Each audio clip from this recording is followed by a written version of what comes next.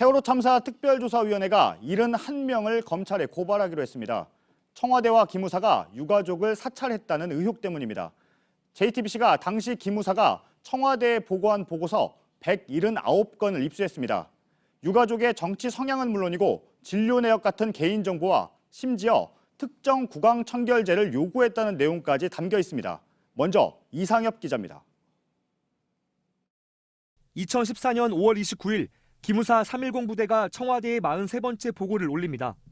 일부 유가족의 실명과 함께 시흥에서 지게차를 운영하는 평범한 직업 출신이나 성향은 사회 비판적, 정의당 당원으로 과거 SNS상의 대통령님 비하 및 하야 주장 등 활동, 금속노조 출신으로 활동 사항을 주의 깊게 확인 중이라며 정치적 성향을 분류했습니다.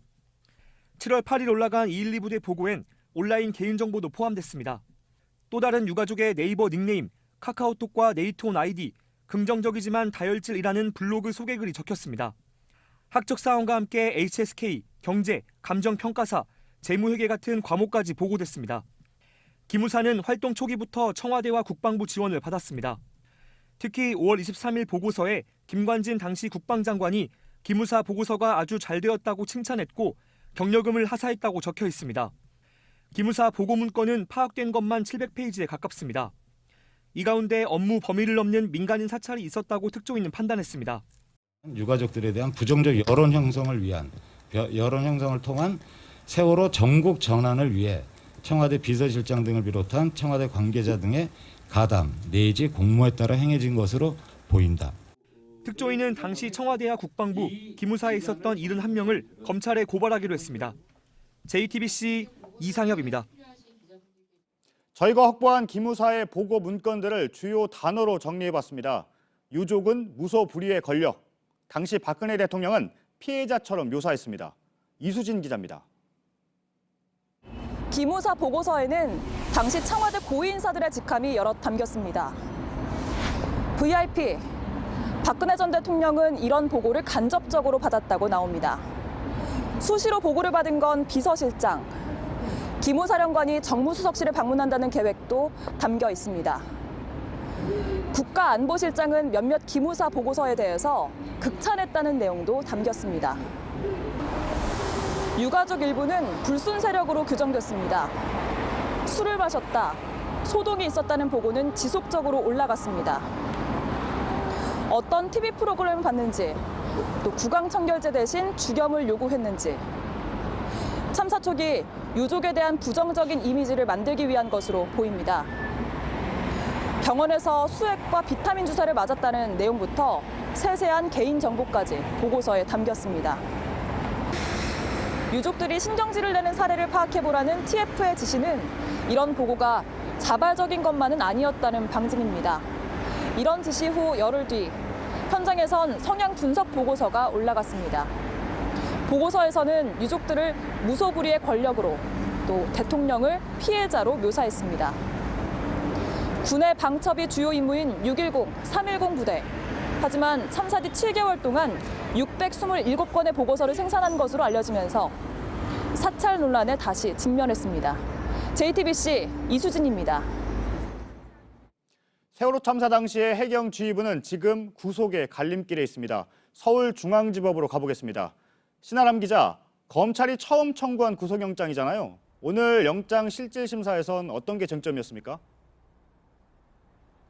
네, 일단 오늘 영장 실질 심사를 받은 해경간부는 김석균 전 해경청장, 김수현 전 서해해경청장, 그리고 김문홍 전 목포 해양서장 등 총 6명입니다. 김 전 해경청장의 출석 장면 보시겠습니다. 급박한 상황에서 저희 해경은 한 사람이라도 더 구조하기 위해 가지고 본신의 노력을 기울였다는 이 말씀을 꼭 올리고 싶습니다. 네, 검찰은 이 6명 모두에 대해서 업무상 과실치사상 혐의를 적용했습니다. 핵심은 주의 의무 위반, 즉 구호 책임을 다하지 않아서 당시 세월호 승객들을 숨지거나 다치게 했다는 겁니다. 앞서 2014년 재판에 넘겨져서 형사처벌을 받은 건 현장에 나갔던 123 정장 김경일 전 경위뿐이었습니다. 하지만 검찰 특별수사단은 이번에 교신 기록 등을 다시 살펴보면서 이들에게 구호직이 책임을 다하지 않은 부분이 있다고 판단했습니다.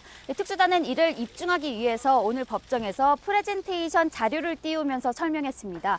하지만 해경 전현부 간부들은 도의적인 책임은 느끼지만 법적 책임은 없다고 주장했다고 합니다. 신문이 끝나고 이 세월호 유가족 대표 2명이 각각 법정에 들어가서 피해자 진술을 했습니다. 영장 심사 결과는 밤 늦게 나올 전망입니다. 지금까지 서울중앙지법에서 JTBC 신아람입니다.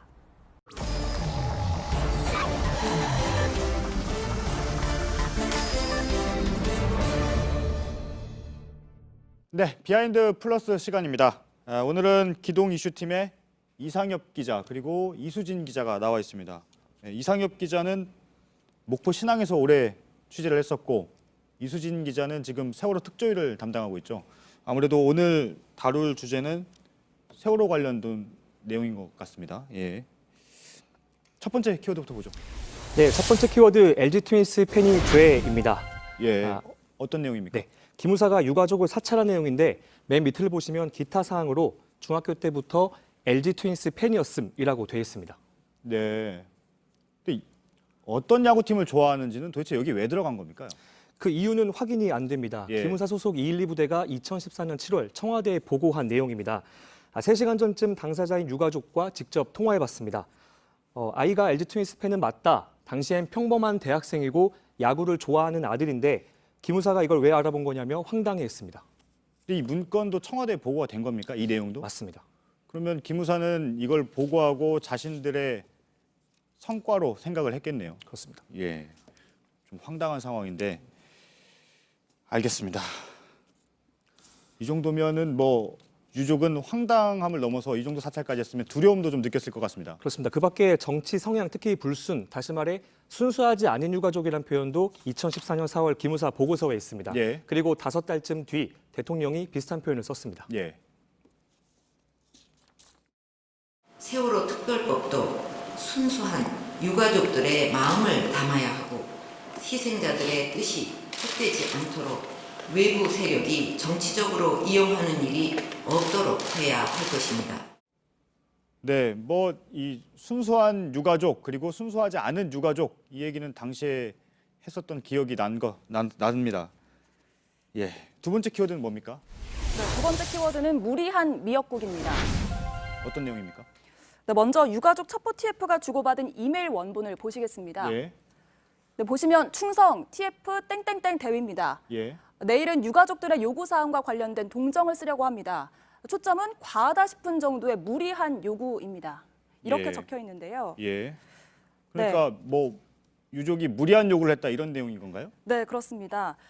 생일날 미역국 요구, 이게 좀 무리했다 이런 맥락으로 읽히는데요. 네. 한 참사 희생자가 생일 바로 하루 전날에 수습이 됐습니다. 예. 그러니까 가족들은 장례식 날이 아이의 생일이니까 미역국을 제사상에 올리고 싶다 이렇게 부탁을 한 건데요. 예. 그런데 앞서 보신 이메일을 보신 것처럼 그런 맥락은 모두 빠졌습니다.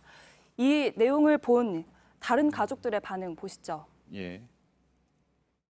믿고 그런 마음을 부탁을 했으면 그걸로 그냥 사람 대 사람으로 끝났으면 좋았을 걸. 그런 보고까지 갔다라는 게 믿고 말했다라는 게 더 수치스럽고 그렇습니다. 예. 오늘 만난 유가족들이 직접 겪은 사찰의 경험도 좀 털어놨다면서요? 네, 이 부분도 짧게 들어보시죠. 예. 정말 제 핸드폰이 다른 어떤 기관에서 조회를 해갔더라고요. 나는 아무것도 아닌데 그냥 대한민국의 국민이었을 뿐인데 왜 나를 조회를 하지? 네, 유가족들은 이런 정보를 수집한 것 자체가 불법이기 때문에 기무사를 수사해달라고 말했습니다. 네, 들으면 들을수록 좀 답답합니다. 네. 마지막 키워드는 뭔가요? 네, 감찰과 관찰 사이입니다. 네, 이 내용은 어떤 내용입니까? 네, 기무사가 정보기관이기 때문에 네. 사찰이 모두 불법은 아닙니다. 네, 기무사의 역할을 좀 보시면요. 기무사는 군사 보안, 군 방첩 등 군에 관한 첩보 수집 업무를 수행하도록 규정이 되어 있습니다. 네. 간첩 등의 정보는 감찰을 할 수가 있지만 일반인을 사찰하면 불법입니다. 네, 여기에도 뭐 일반인에 대한 내용은 없으니까요. 네, 그렇습니다. 예, 일반인을 사찰하면 불법이다 이 얘기잖아요, 지금. 네. 예. 그래서 비슷한 사건을 법원이 판결 내린 게 그런가요? 있는데요. 예. 네. 지난해 12월입니다. 1심이긴 한데 기무사 관계자에 대해서 직권남용으로 1년 판결을 내렸습니다. 예. 그런데 문제는 가해자와 피해자의 설정입니다. 그게 왜 문제입니까? 사찰을 한 사람이 가해자고 당한 사람이 피해자 아닌가요? 이게 직권남용의 법리로만 보면 사찰을 당한 사람이 아니라 임무를 수행한 기무사 직원이 피해자가 됩니다. 예. 그러니까 직권을 남용해 다른 사람의 권리 행사를 방해한 게 불법이어서 예. 이 방해를 당한 기무사 직원이 피해자인 셈입니다. 그래서 그러면 특조위는 잠시만요. 예. 그러면 기무사가 피해자면 네. 기무사의 가해를 한 쪽은 청와대를 얘기하는 겁니까? 그렇습니다.